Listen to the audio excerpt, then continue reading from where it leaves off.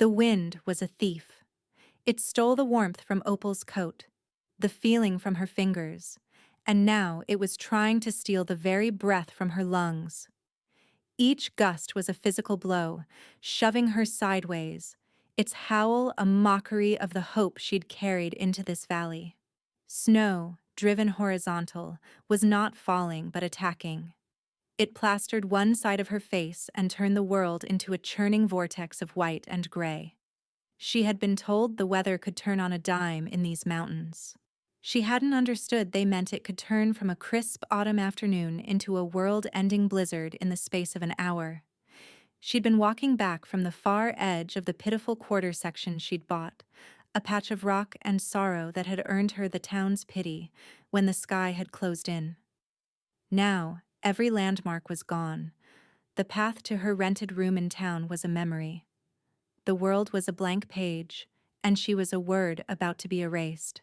Her feet were numb weights she could no longer feel, and she stumbled, catching herself on a phantom fence that wasn't there. She went down on one knee in a drift that swallowed her leg to the thigh. The cold was a deep, invasive thing now, a poison seeping into her bones. This is how it ends, she thought.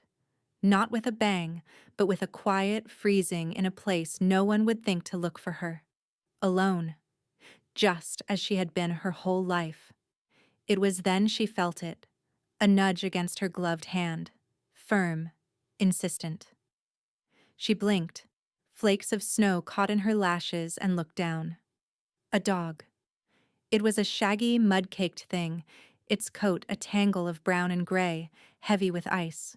It wasn't large, but it was solid, and its eyes, a startlingly intelligent shade of amber, were fixed on her. It nudged her again, then whined, a low, impatient sound lost in the wind's shriek. A stray. Out here. In this. Just as lost as she was. But it wasn't panicked. It seemed to have a purpose. It backed away a few steps, looked at her, then took a few more. It wanted her to follow. "There's nowhere to go," she said, her own voice a thin, cracked thing. "We're done for." The dog barked, a single sharp report that cut through the gale. It was a sound of profound disagreement. It turned and trotted a few yards into the white chaos, then stopped, looking back over its shoulder, its tail giving a single commanding flick. Opal pushed herself up. The effort was monumental. Every muscle screamed. But the dog's certainty was a tiny spark in the vast freezing dark of her despair. She had two choices: die here on her knees, or die following a stray dog. The second, at least, felt like a decision.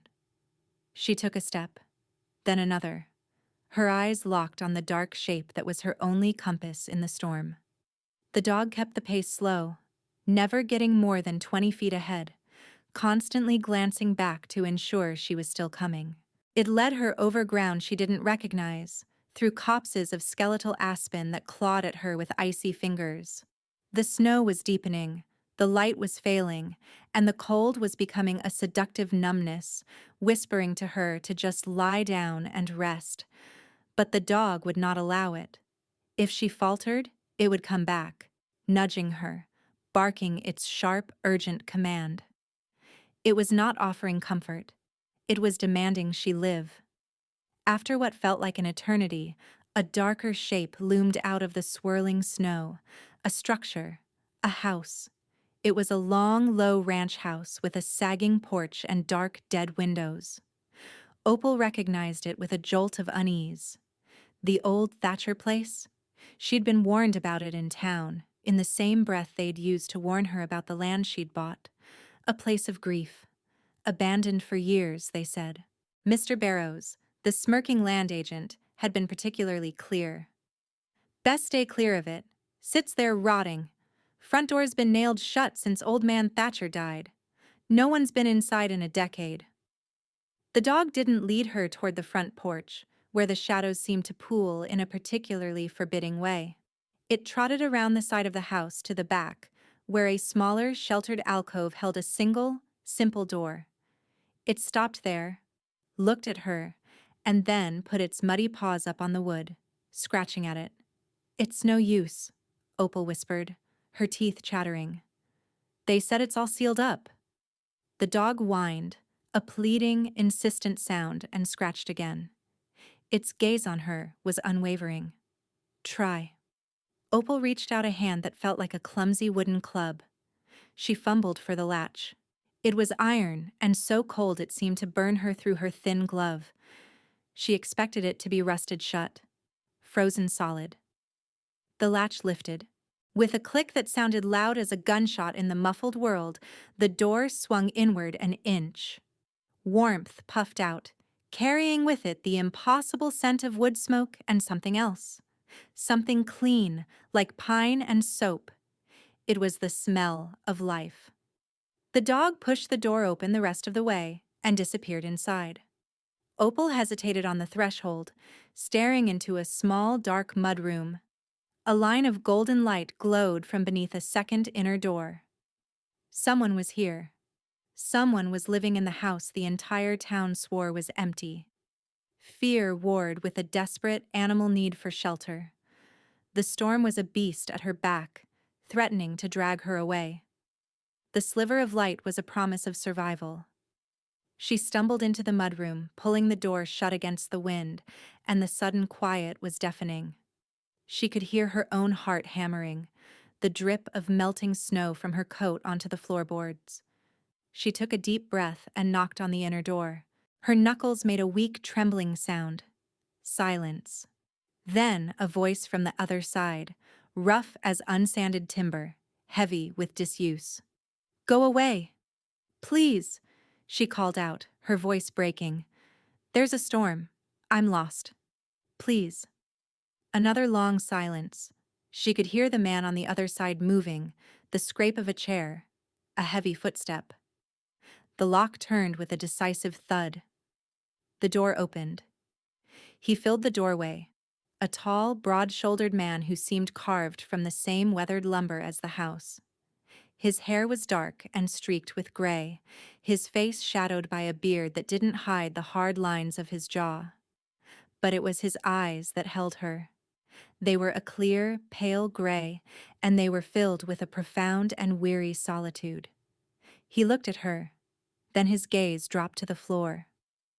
The stray dog was sitting at his feet, looking up at him as if it had finally come home.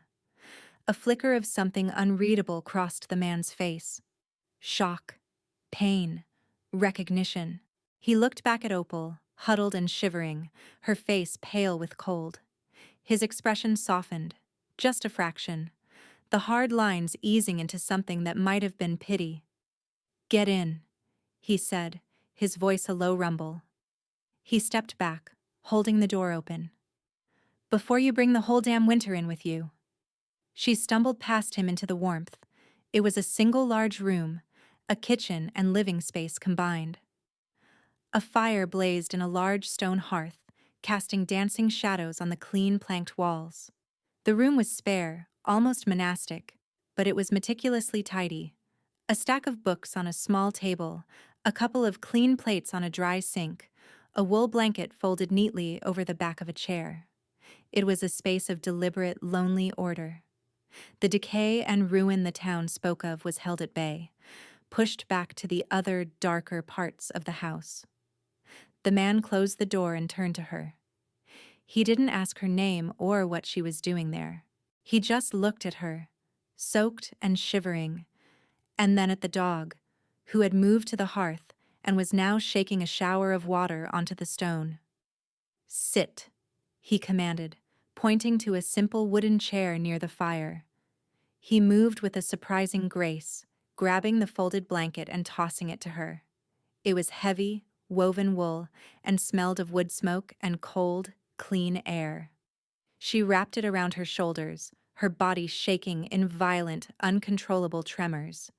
He ignored her then, turning his attention to the dog. He knelt, his big hands surprisingly gentle as he checked the animal's paws, wiping away the mud and ice with a rag he took from a hook by the fire. The dog licked his wrist, a gesture of absolute trust. "You know him?" Opal managed to ask, her voice still trembling. The man didn't look up. I know his kind. He finished with the dog's paws and gave its matted fur a rough but affectionate rub. The dog sighed and collapsed onto the warm hearthstones, its eyes closing. There's stew on the stove. Get yourself a bowl. It wasn't an invitation, it was an order. She found the pot and a bowl, her hands clumsy in their haste. The stew was thick with potatoes and carrots and some kind of wild meat, and it was the most delicious thing she had ever tasted. The warmth spread through her, pushing back the deep, cellular cold. She ate standing by the stove, too weak and overwhelmed to move back to the chair. He watched her, his gray eyes missing nothing. He was Dutch. She knew his name from the town's sparse gossip, Dutch Calloway, the man who had vanished into his grief after his wife died. They said he'd left the valley. They said he'd gone mad. They were wrong. He hadn't gone anywhere. He'd just closed the door. When she finished the stew, she felt life returning to her limbs. The shaking had subsided to a minor tremble. She looked around the room again, at the quiet order he had imposed on this forgotten place, and then she saw it. On the far wall, there was another door. Unlike the others, this one was dark, heavy, and a thick bar of wood had been nailed horizontally across it, with long, cruel-looking spikes. The door the whole town whispered about, the one that was never to be opened. Dutch saw where she was looking. The softness in his face vanished, replaced by a closed, shuttered expression. "Don't," he said, his voice flat. "Just don't." She looked away, a flush of shame on her cheeks. She was a guest here, a beggar who owed him her life. She had no right to his secrets. "I'm sorry," she said. "I'm Opal." He gave a short, sharp nod. "Dutch." And that was all.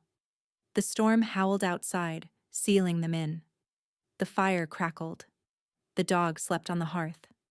And in the silence between them, 100 unspoken questions hung in the warm, smoky air.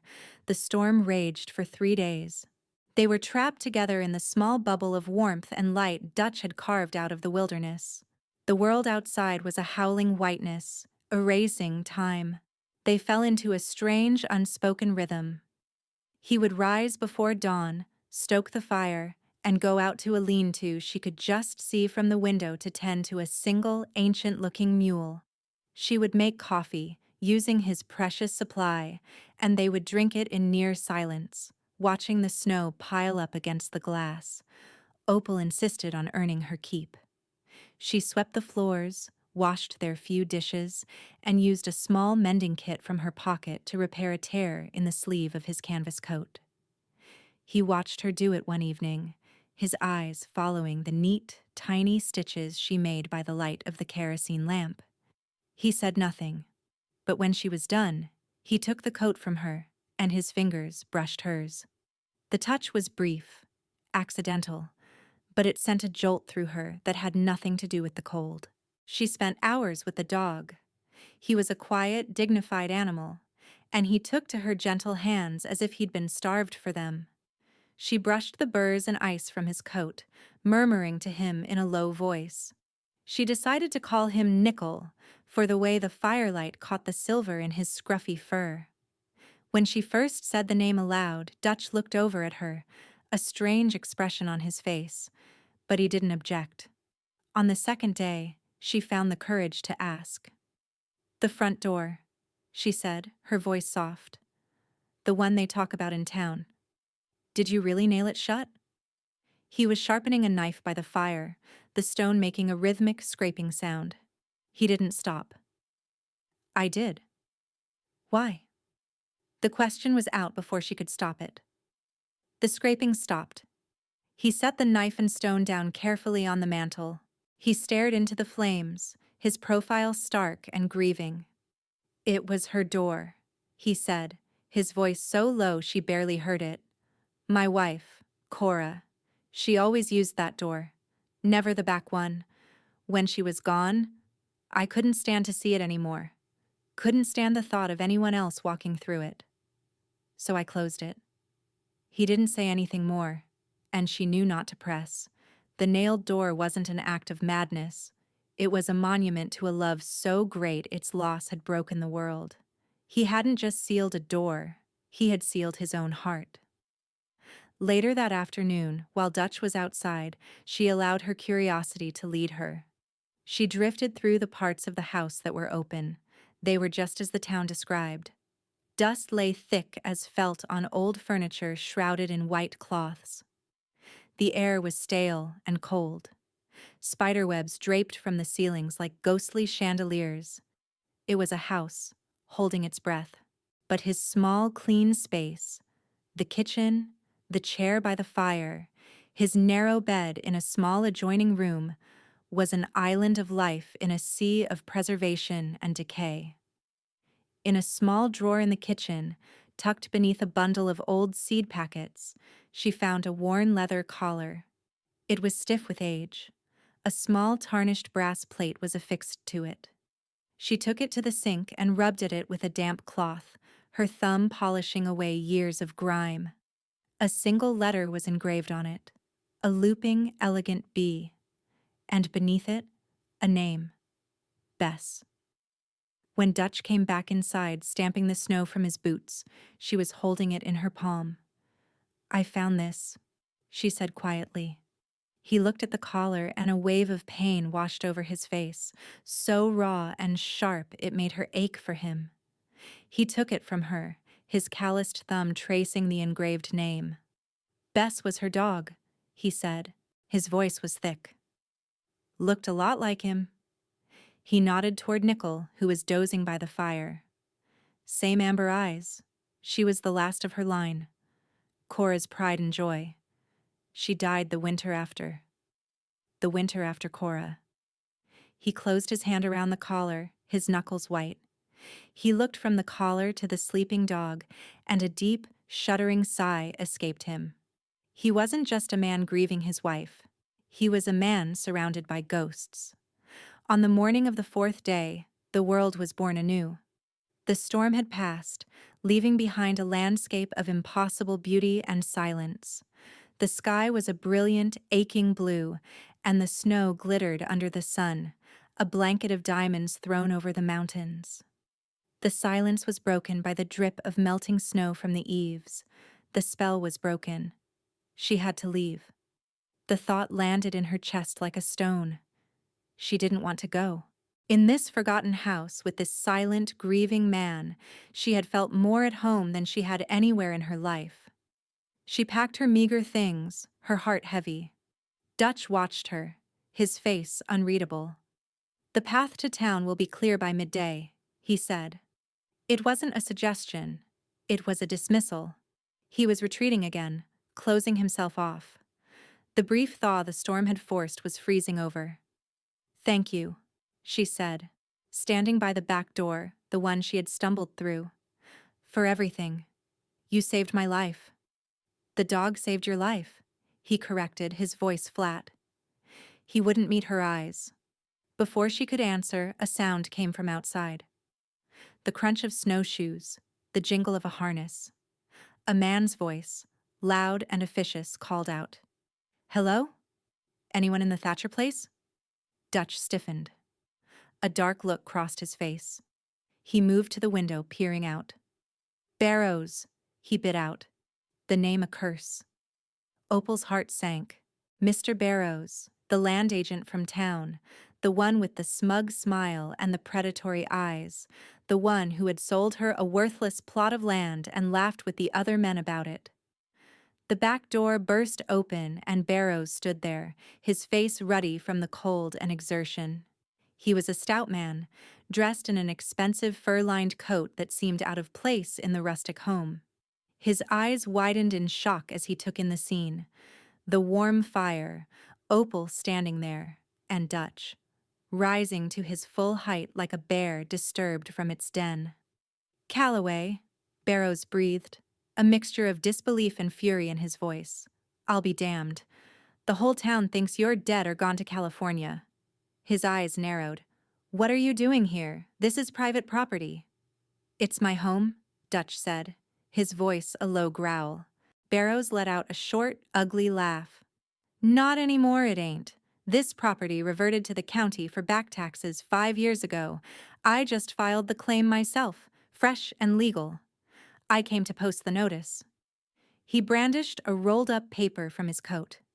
This house, and the 100 acres it sits on, is mine. I want you out. Both of you. Opal stared at Dutch. The fight seemed to drain out of him, replaced by a profound weariness. The defiance he'd shown Barrows was a fleeting spark, already extinguished. Cora's family? Dutch started, but his voice trailed off. Cora's family is gone, Barrows snapped. There's no one, just a dead woman's house you've been squatting in. You have no paper, Calloway, no right. I'll give you until tomorrow to clear out. Then I'm coming back with Sheriff Miller, and he won't be as polite as me. Barrows' gaze fell on Nickel, who had risen from the hearth and was standing near Dutch, a low growl rumbling in his chest. And you'll be leaving the mutt. Might be some good blood in him. I could get a few dollars for him. No, Opal said, the word sharp and clear. Barrows turned his sneer on her. You have no say in this, Missy. You're trespassing too. Now, I'd advise you to get back to that pile of rocks I sold you and forget you ever saw this place. He tacked the notice to the outside of the door with a single brutal nail, then turned and left, his snowshoes crunching with triumphant finality. The silence he left behind was heavier than the storm had been. Dutch had sunk into the chair by the fire, his face in his hands. He looked defeated, broken. He's right, Dutch said, his voice muffled. I lost it. After Cora died. I couldn't face the paperwork, the taxes, the town. I just stayed. The world outside that door stopped making sense. So I let it go. He looked up at her, his eyes filled with a bleak despair. You need to leave, Opal. Now. This is my mess. I won't have you dragged down with me. He was pushing her away, shutting the door on her just as he had shut the front door of the house. He was surrendering. To Barrows, to the town, to the grief that had owned him for so long. He was choosing the ghost over the living, breathing woman in front of him. Dutch, she started, but he shook his head, a look of finality on his face. Go. The word was a physical blow. She stood there for a long moment, her heart breaking. She had been found, and now she was lost again. Without another word, she turned and walked out the back door, into the blinding sunlight and the cold, silent snow. Behind her, she heard the latch click shut. Nickel whined once from inside, a sharp, lonely sound.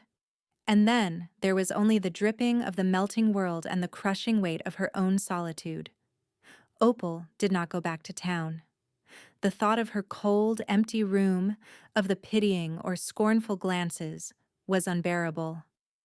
Instead of turning toward the path, she turned away from it, her mind racing. Barrows was cruel and greedy, but he was a man who followed the letter of the law when it served him. He had paper. Dutch had nothing but memory and grief. But something Dutch had said snagged in her mind. Cora's family is gone. Barrows had said it with such certainty, but grief made people careless, and greed made them blind. She knew what she had to do. It was a fool's errand, a desperate gamble with the last of her hope. She trudged through the deep snow, her destination no longer the town, but the county seat, a full day's walk away. She had a few dollars left in the world, saved for an emergency. This felt like one. She arrived at the county courthouse the next afternoon, exhausted and half-frozen, and went straight to the records office. The clerk was a dry, weedy man who looked at her worn clothes with disdain. She ignored him, paid the fee, and asked for the plat book and the probate records for the Thatcher property for the last 20 years. For hours, she sat at a dusty table poring over brittle, yellowed paper. The ink was faded, the handwriting a difficult scrawl. She found the tax delinquency notices, a stack of them, unanswered. She found Barrows's claim, filed just last week, all neat and legal. It seemed hopeless. And then she found it. tucked into the back of a probate ledger, misfiled under Calloway instead of Thatcher. Corin Thatcher, Calloway's last will and testament. It was a simple document, written in a clear, feminine hand. It left a few personal items to Dutch, but the house, the property itself, was another matter. Her breath caught in her throat. The will read, "The Thatcher homestead and all its acreage I leave in trust, to be held for the last of my line, that it may have a home for all its days." The last of her line. Barrows had assumed it meant a person, a distant cousin who never materialized. But Opal had held the dog collar. She remembered Dutch's words. Bess was her dog. She was the last of her line, Cora's pride and joy. It wasn't a person. It was a dog. A specific bloodline of herding dog that Cora had bred. The trust was for the animal. Barrows' claim was invalid. The property had never legally reverted to the county because the heir, the dog Bess, had still been alive. The trust had protected it. But Bess had died. Opal's heart sank. So the trust had expired with the dog. Barrows was right after all. She was about to close the book, defeated, when her eyes fell on a second document clipped to the will. It was a letter from a lawyer, acknowledging the terms of the trust. It included a list of registered animals from Cora's breeding program. There was Bess. And beneath it, a single other entry. One male pup from Bess's only litter, sold to a Mr. Abernathy, High Creek Ranch, 60 miles north. The line hadn't ended with Bess. It had continued. 60 miles. A stray dog wandering through a blizzard. A dog that looked just like the one Dutch had described. A dog that had come here, to this specific house, as if guided by an ancestral memory. It was impossible. It was a miracle. She didn't wait. She copied the relevant pages, her hands shaking with urgency, and ran from the courthouse. She used her last dollar to buy a stale biscuit, and then started the long walk back, a desperate prayer on her lips. She arrived back at the Thatcher place late the next day. A horse and buggy were tied up out front, near the nailed-shut door. The sheriff's buggy. Barrows was there, along with a tall, grim-faced man wearing a star. They were standing on the back porch. The door was open. Dutch was standing just inside, his face a mask of gray resignation. He was holding a small, worn satchel. He was leaving. "Time's up, Calloway," Barrows was saying, his voice dripping with satisfaction. "Sheriff Miller is here to see you off the property." "I understand," Dutch said, his voice hollow. Nickel was at his side, whining softly, pressing against his leg. "Stop!" Opal's voice rang out across the snow-covered yard. All three men turned, startled. She marched toward them, her exhaustion forgotten, the papers clutched in her hand. "You have no business here, girl," Barrows snarled. "This is official county business." "This is my business," she said, her voice steady and clear. She looked past him, at Dutch. She saw the flicker of hope in his eyes before he extinguished it, as if not daring to feel it. "Mr. Barrows, your claim is fraudulent. This property was never available." Barrows laughed. "I have a deed, signed and sealed. The place was abandoned." "It was not abandoned," Opal said, holding up the papers. "It was in trust. Left by Corinne Calloway to the last of her line." The sheriff, a man named Miller, looked intrigued. He took the papers from her and began to read. Barrows's face paled slightly. "That trust expired when the dog died years ago. There is no heir." "That's where you're wrong," Opal said. Her heart was pounding. This was everything. She turned to Dutch. "Bess had a pup, didn't she? One pup, from her only litter."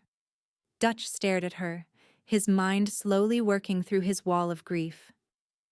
"Yes," he said slowly. "A male. Cora sold him to a rancher up north, to keep the line going. It broke her heart to let him go." "And what did she name him?" Opal pressed, her voice gentle. "What was that pup's name?" Dutch frowned, searching his memory. She had a whole list of names she liked. Strong names. Clay, Copper, Rye. Opal looked at the dog, who was watching them all, his intelligent amber eyes moving from face to face. She took a breath. Rye, she said, her voice soft but clear. The dog's head snapped up, his ears perked. He took a hesitant step toward her, then stopped, looking back at Dutch. Sheriff Miller lowered the papers, a slow smile spreading across his face. He'd known Cora, Opal realized. Everyone in the valley had. Well, I'll be, he said. Abernathy's ranch was wiped out by fever 2 years back. Heard he lost everything. He looked at the dog, then at Barrows. It seems the heir has come home, Mr. Barrows. This dog owns this house. And as I recall, a trust for an animal requires a human caretaker, named by the deceased. Corinne's will names her husband, Dutch Calloway, as sole caretaker and trustee. Barrows's face was a mottled purple. This is absurd. You can't give a house to a dog. According to his wife's legally filed will, you can, the sheriff said, his voice hard. And I'd say this woman just saved you from committing a grievous error. He handed the papers back to Opal. Dutch was staring at her, his face transformed. The fog of grief had lifted, replaced by a look of stunning clarity and awe. He was seeing her, truly seeing her, for the first time. He saw the woman who had walked through a blizzard, who had sat with him in his darkness, who had gone out and fought for him when he had already surrendered. He took a step toward her, then another. He didn't stop until he was standing right in front of her. He reached out and took her hand, the one holding the papers. His touch was warm and firm. Opal, he said, and his voice was no longer rough or hollow. It was full of a wonder that stole her breath. Then he turned. He looked at Barrows, and all the weariness was gone, replaced by a cold fire. Get off my land, he said, his voice ringing with an authority he hadn't possessed in years. Barrows sputtered, but the sheriff put a heavy hand on his shoulder. I believe the man has spoken. Let's go. As the sheriff led the fuming land agent away, Dutch turned to him. Sheriff, could I borrow that nail puller from your buggy for a moment? Sheriff Miller grinned. I think the county can spare it, Dutch. Dutch walked to the buggy and returned with the tool and a heavy hammer. He didn't go to the back door. He walked around to the front of the house, to the long, sagging porch, to the door that had been sealed for a decade. He stood before it, the nail puller in his hand. Opal came and stood beside him. He looked at her, a question in his eyes. She gave a small, certain nod. He wedged the claws of the tool under the head of the first thick spike and threw his weight against it. There was a screech of protesting metal, a groan of old wood. The nail came free. He moved to the next one, and the next. With each nail he pulled, it was as if he were pulling a nail from his own heart. He was letting the light in. He was choosing to live. When the last nail was out, he tossed the bar aside. It landed in the snow with a muffled thud. He put his hand on the old iron doorknob, paused, and then turned it. With a low groan, the door swung open, revealing the dusty, dark hall inside. A single shaft of afternoon sun pierced the gloom, illuminating a million dancing dust motes. Dutch stood on the threshold, breathing in the stale air of his own past. Then he turned to Opal, his hand outstretched. Welcome home, he said. Spring came to the valley, painting the mountains in shades of green and gold. The snow receded, revealing the rich earth beneath. At the Thatcher place, it was as if the world had come back to life. The front door stood open all day, letting in the sun and the scent of pine. Opal had planted flowers in the window boxes Cora had loved, their bright faces a splash of defiant color against the weathered wood. The house was slowly waking up. Together, they had pulled the cloths from the furniture, aired out the rooms, and chased the last of the shadows from the corners. The dust of years was gone, replaced by the scent of beeswax and lemon. It was a home again. Dutch was a different man. The silence and sorrow still clung to him at times, a faint shadow of the man he had been, but it no longer owned him. He smiled now, a slow, rare thing that made Opal's heart turn over. He talked, telling her stories about Cora, about the house, about the valley as it used to be. He was not burying his memories, but learning to live with them, to honor them by living himself. One evening they sat on the front porch steps, watching the sun dip behind the peaks. Rai, no longer a stray, but a confident, cherished member of the family, was asleep at their feet, his coat gleaming in the twilight. "I never thought I'd see flowers in those boxes again," Dutch said quietly. He reached over and took her hand, his fingers lacing through hers. It felt as natural as breathing. "Cora would have liked them," Opal said. "She would have liked you," he said, his voice firm. "She always did have a good eye for quality." He turned to her, his gray eyes serious. "This house belongs to the dog, Opal. The law says so, and I'm just his caretaker. It's not much to offer." "It's everything," she whispered. "I can't care for him alone," he went on, his thumb stroking the back of her hand. "I can't care for this place alone. I don't want to." He paused, his gaze holding hers. "Don't go. Stay. Stay with me." She had been a stray herself, blown in by a storm, just as lost as the dog who had saved her. She had followed him to a sealed door, to a closed heart, and here, in this forgotten place, she had found everything she had ever been searching for. "I'm already home, Dutch," she said, her voice thick with emotion. She leaned her head on his shoulder as the first stars began to appear in the darkening sky.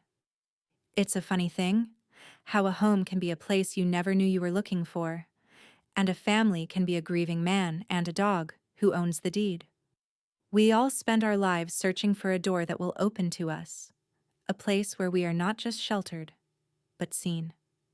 We hope you find your open door. If you enjoyed this story, please give it a like and subscribe for more tales from the heart of the West. Have you ever found something precious that everyone else had walked right past? Let us know in the comments below. We love hearing your stories.